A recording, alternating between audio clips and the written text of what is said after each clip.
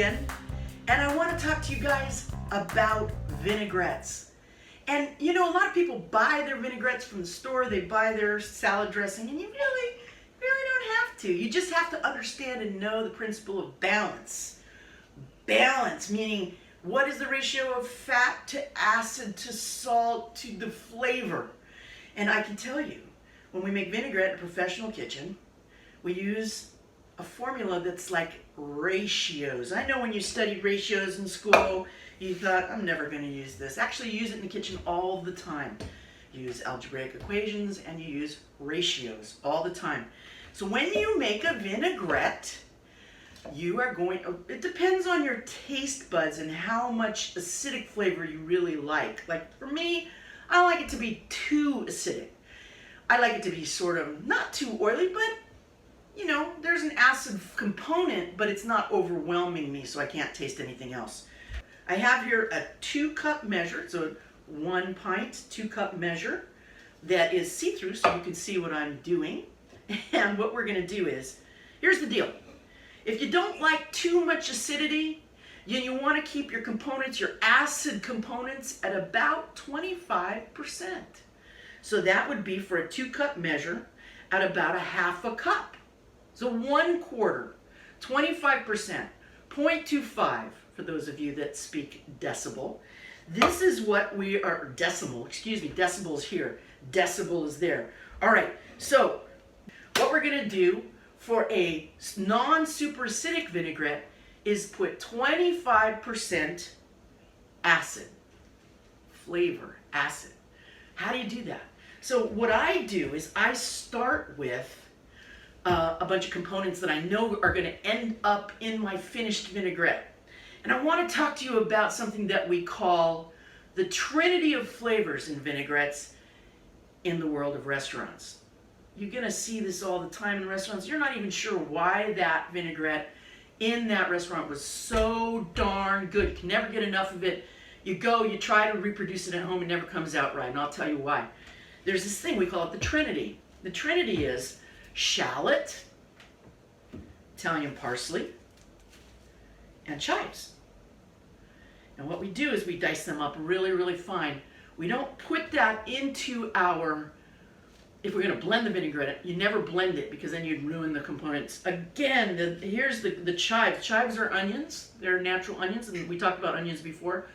They have liquid inside of them that runs through the whole thing that makes the thing taste like what it is. If you chop it in a very fine in a blender, you're going to lose all that fresh, bright flavors of fresh chives. So we're going to put that in last. Okay, so we're going to flavor up our vinaigrette with these natural ingredients. We're not going to just make it super salty, super sugary, or any of those things.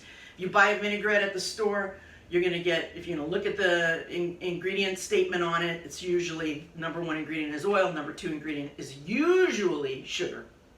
That's not going to happen here. We're going to make it taste like what it is.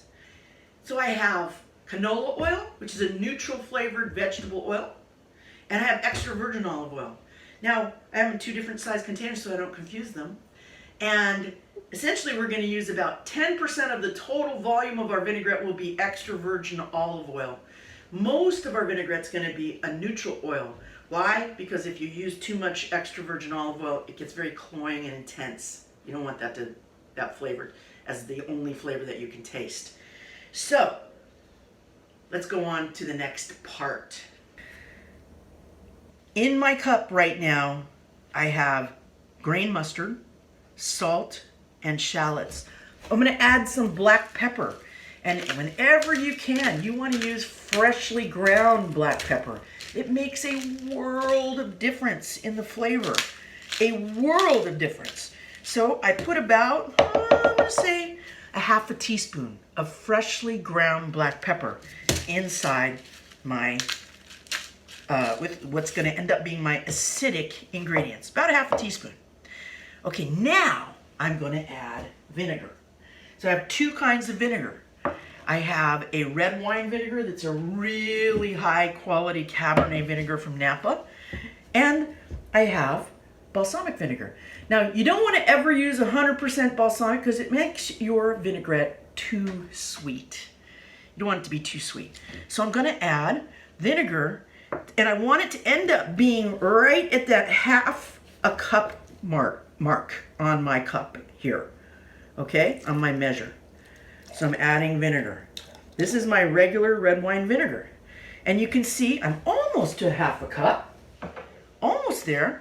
And I'm just gonna add a nice splash of balsamic till I hit half a cup. That's gonna give it that depth of flavor and that character that we really want in our vinaigrette. It's gonna make it really dynamic. I have salt, pepper, shallots, mustard, and 2 kinds of vinegar, red wine vinegar and balsamic vinegar. Now, I wanna give this a good stir. You may ask, why you put your shallots in there, but you don't wanna put your green ingredients in? Because we want the shallots to sit in that vinegar.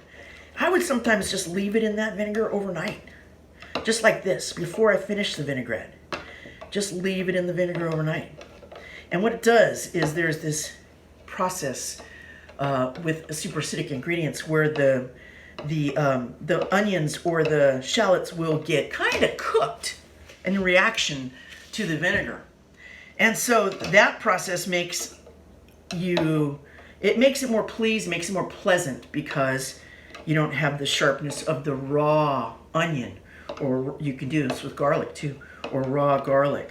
So these shallots are sitting in that vinegar, and right now I'd probably let it sit for 30 minutes or half an hour and do my other things for my dinner, and then come back and finish this. And so that's what I'll do. And so now I'm back, and my vinegar and my shallots have been sitting here together for about 45 minutes. And so the shallots have started to kind of cook and change in the vinegar, which is what I want, because I don't want the vinaigrette to have that harsh onion quality.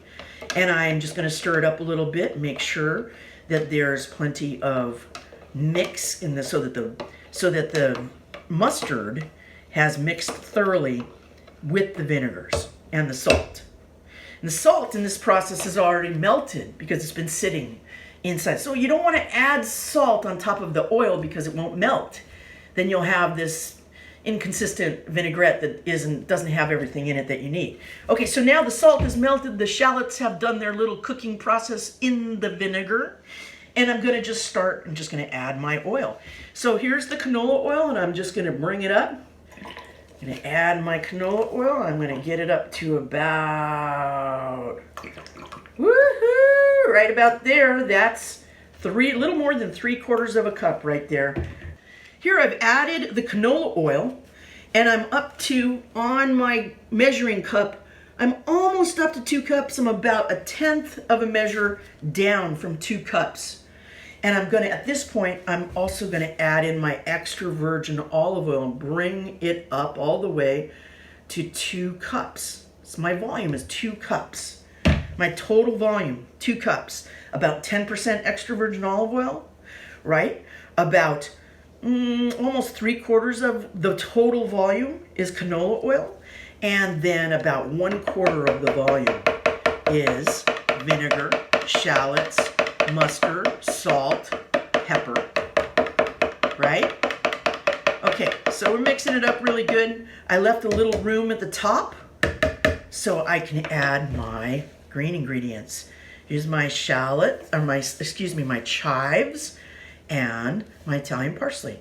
Add that in and stir it up. It makes for a very beautiful looking vinaigrette. I've got all these herbs. I've got the shallots in there. I got the whole mustard seeds, and I have the amazing richness of the balsamic vinegar and the red wine vinegar. It's all just blending together. Now at this point, if you really wanted to, you could put it in the blender and blend it together, but you would decimate your green stuff and make it ugly. So what I do instead, I'm going to show you. Okay, so now I want to show you like the best way to store this vinaigrette now that we've got it made. And you can adjust it. You want to, at this point, if you think it needs a little more acidic quality, you can add some more acid. But before you do that, I want to really encourage you to put it into a container that has a lid and shake it up, baby. Shake it up so you get a good mix on it, and you know that it has balance. So I'm going to give it a good shake. Shake it all the way up, shake it up, shake it up. So you want to have a container like this. This is just a regular old Care jar from the hardware store with a lid that fits it perfectly. And I'm going to give it a good shake and give it a taste. And this will tell me, yum. And so whenever you're going to serve this, make sure to shake it up again. Keep it in this kind of container. Give it a good shake before you serve it. Okay, that's how you make vinaigrette. You don't have to buy it anymore from the store. You can make it yourself and make it taste delicious and have a good time with it. And you can use vinaigrettes for so many things. You don't have to use heavy sauces. You don't have to use crazy floury stuff. You can go gluten-free. Just make it be delicious with bright flavors. I'm going to show you some more vinaigrettes down the road. I want to show you an apple vinaigrette that'll blow your socks off that barely has any oil at all in it. I want to show you some herb vinaigrettes that are just so herbaceous your mouth explodes with flavor. But we'll get to that later. In the meantime, thanks for being here. And by the way, if you liked this video, please give it a thumbs up. Hit that subscribe button. Grab that notification bell and hit it too, because you will get notified every time we drop a new video. And join the Kerry Foods family. Thanks for being here, my friends. See you again soon.